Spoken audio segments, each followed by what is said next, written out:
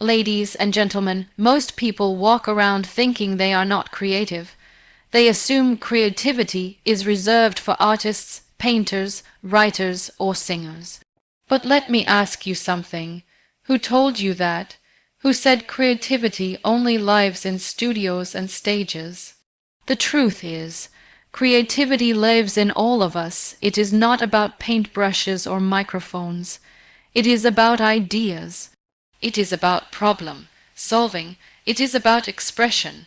If you have ever found a new way to do something ordinary, guess what? That was creativity. But we shut it down, we silence it. We laugh at our own ideas before they even see the light of day. We think we are not good enough, smart enough, talented enough. And that voice, that inner critic, becomes the loudest noise in our lives. Creativity begins when you stop trying to be perfect. This sounds simple, but for most people, it is the hardest thing to accept. Since childhood, we are told to color inside the lines, follow the rules, get things right.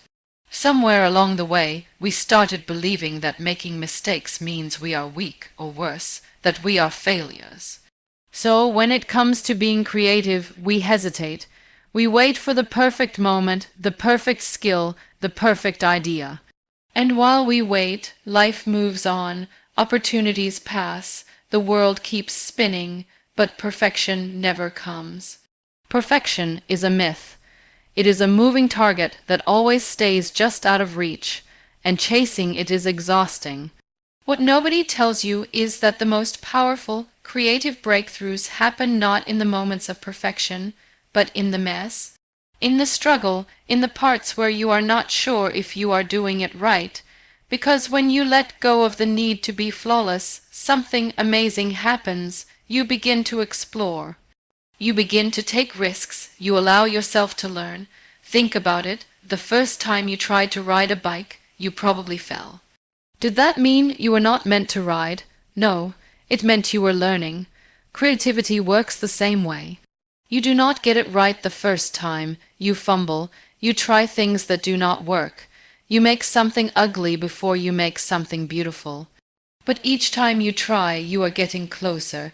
You are learning what your voice sounds like, what your style looks like, what your truth feels like. The obsession with perfection blocks that growth. It tells you not to share until it is flawless. Not to post that video, not to write that article, not to speak up in that meeting, because what if it is not good enough? But here is the irony. The very thing you are hiding could be the exact thing someone else needs. Your raw, imperfect idea might spark something in another person. You never know, but you have to stop waiting to be perfect before you start. When you stop trying to be perfect, you start showing up honestly. That honesty is magnetic. People are not drawn to perfection, they are drawn to truth, to effort, to courage. When you share your creative journey, even the messy parts, you give others permission to do the same. And suddenly your creativity is not just about you anymore, it becomes a gift, a ripple effect. Letting go of perfection also helps you fall in love with the process. You begin to enjoy creating for the sake of creating, not just for the results. That shift is powerful. It brings joy, freedom, lightness, and slowly you realize that the most beautiful things in life are often born from imperfection. A cracked voice that moves hearts, a wobbly painting that tells a story, a broken idea that becomes a masterpiece. Take the pressure off. You are not here to impress the world. You are here to express yourself. Start small. Start ugly, just start. The moment you do, you will feel something unlock inside you, and that is your creativity, finally free from the prison of perfection. Your creativity is already within you, waiting for permission to speak. It does not need to be bought, borrowed, or built from scratch. It is not something you earn through age, education, or experience.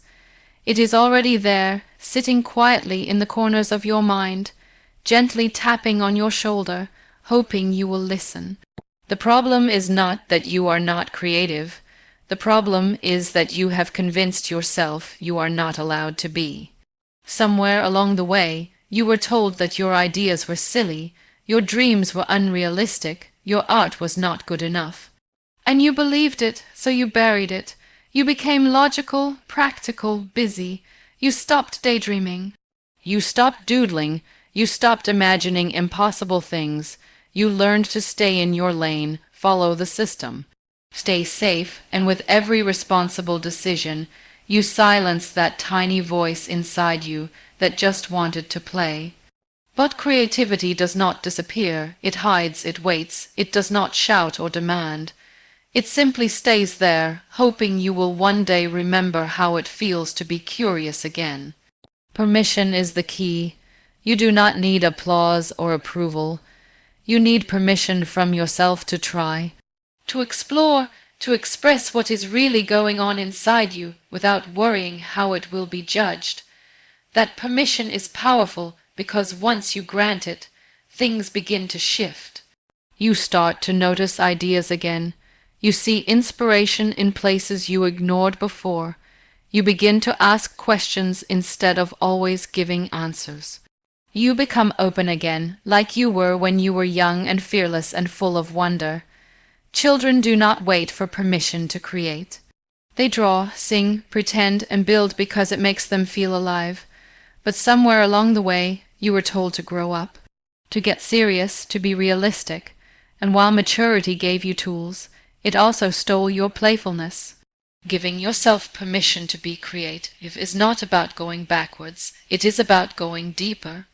It is about reconnecting with a part of yourself that still exists, even if it has been ignored for years.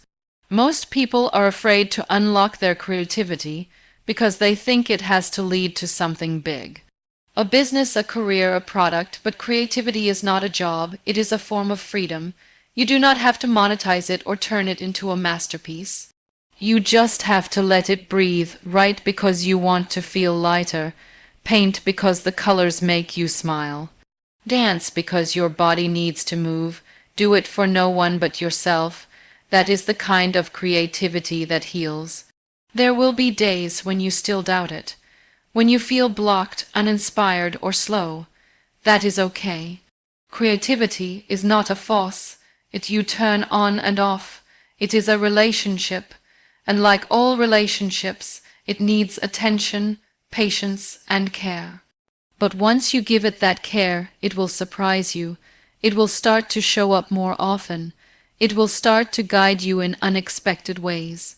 You will begin to trust it again, and when you trust your creativity, you begin to trust yourself.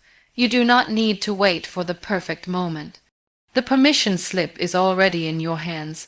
The more you use it, the more you realize how much has been sitting inside you, untouched and unexplored. Your creativity is not gone. It is not broken. It is just waiting for you to say yes. Fear is the biggest prison your ideas live in. It is not a lack of skill that holds most people back, but the fear of being judged, misunderstood, or rejected. Fear whispers questions in your mind like, what if they laugh? Or what if it fails? Or even worse, what if I am not good enough? These questions are sharp, quiet, and constant. And before you even begin to create, you are already defending yourself from things that have not even happened. The idea never stands a chance. You shut the door before it can even walk out into the light. Fear does not always scream. Sometimes it disguises itself as logic. It tells you to be smart, be safe, wait a little longer. It convinces you that it is protecting you, when really it is just keeping you small. You say you are waiting for the right time, for the perfect plan, for more confidence, but the truth is you are afraid. Afraid of being seen, afraid of being vulnerable, afraid of stepping outside the version of yourself that the world already understands. And in that fear, your ideas get locked away. They sit there quietly, untouched, day after day, while you go on pretending they do not exist.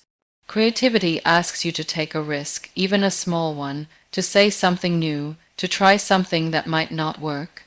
To show the world a part of yourself that is not polished or proven, and that kind of exposure can feel terrifying. But the irony is, the longer you avoid it, the louder the fear becomes. It feeds on your hesitation. It grows every time you say, maybe later. The only way to shrink fear is to move anyway, not by leaping off cliffs or burning bridges, but by taking the smallest possible step. Write one sentence, share one idea, make one thing. That is how the prison starts to crack. Most of the people you admire are not fearless. They are simply brave enough to create in spite of fear. They have learned that fear is part of the process. It never truly goes away, but it becomes background noise instead of a spotlight. They still feel nervous. They still have doubts, but they show up anyway. That is the difference. Not confidence, not talent. Just the decision to show up. Fear does not like movement. It prefers stillness, silence, hiding. But when you create something, anything, you remind fear that it does not get to make the final call. Sometimes fear also comes from your past. Maybe someone once laughed at your idea. Maybe you were told to be realistic, to stop dreaming. Maybe you tried once and failed, and that memory still stings, but the past is not the judge of your future. Just because something scared you then does not mean it has power over you now.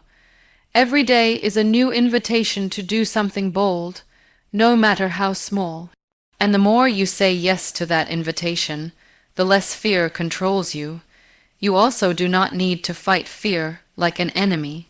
You can simply recognize it, name it, talk to it, say, I see you, but I am still going to do this. That one sentence can change everything. Because the moment you acknowledge fear but refuse to let it lead, you become the one in charge, and your ideas, the ones you have buried, ignored, doubted, start to rise again. They stretch, they breathe, they ask for your attention, and for the first time in a long time, you are ready to listen.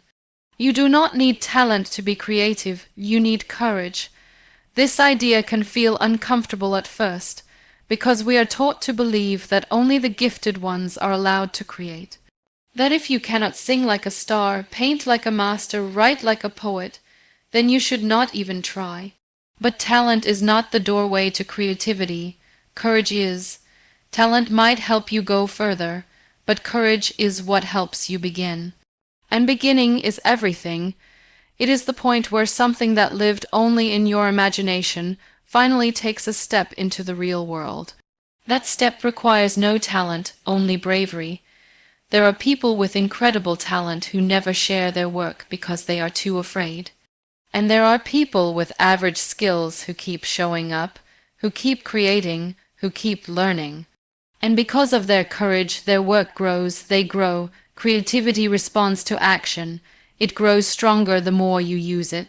You might not feel talented at first, but you will never feel creative if you are waiting for some magical moment when you are suddenly good enough. That moment does not exist. What exists is now, the choice to try, even if it is messy, especially if it is messy. Courage is what helps you move forward when nothing is guaranteed. It tells you, yes, you might fail. Yes, people might not like it, but do it anyway. Courage is not loud. Sometimes it looks like sitting quietly with a blank page and refusing to walk away.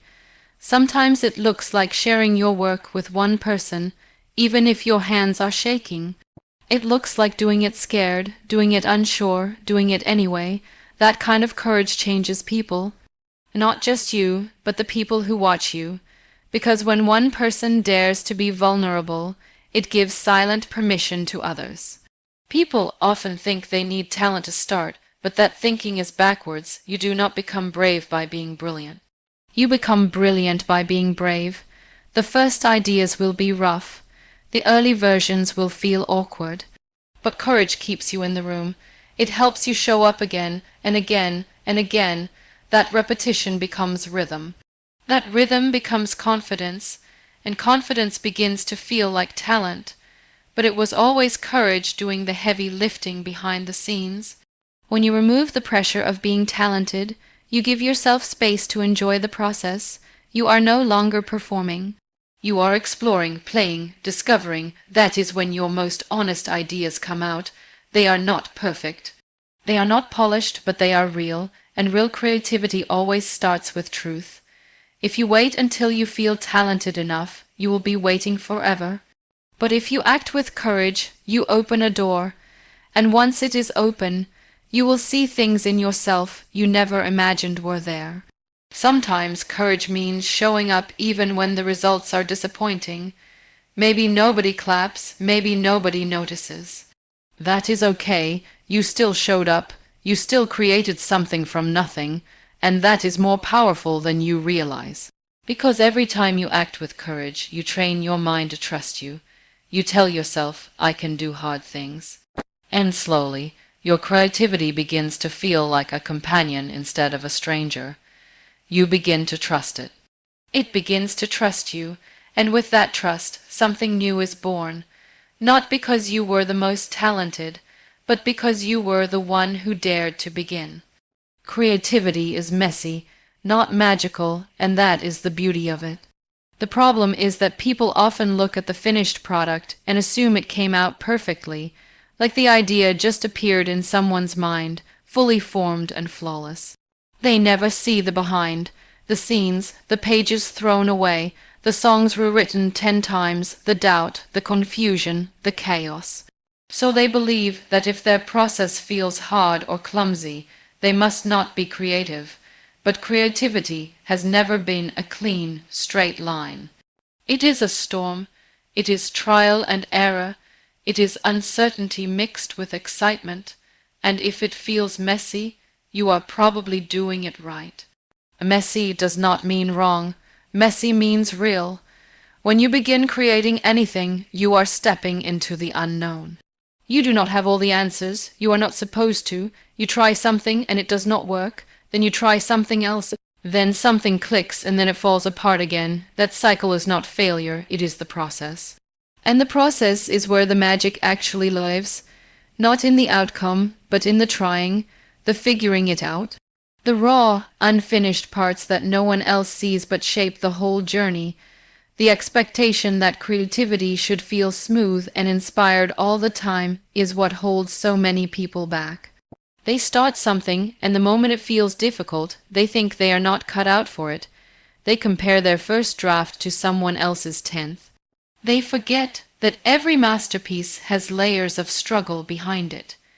You are not supposed to have it all figured out at the beginning. In fact, if it feels too easy, you are probably staying in your comfort zone. The mess is not a sign of failure. It is a sign that you are exploring something new. When you embrace the mess, you stop trying to control everything. You stop obsessing over being perfect, and you start paying attention to what feels alive.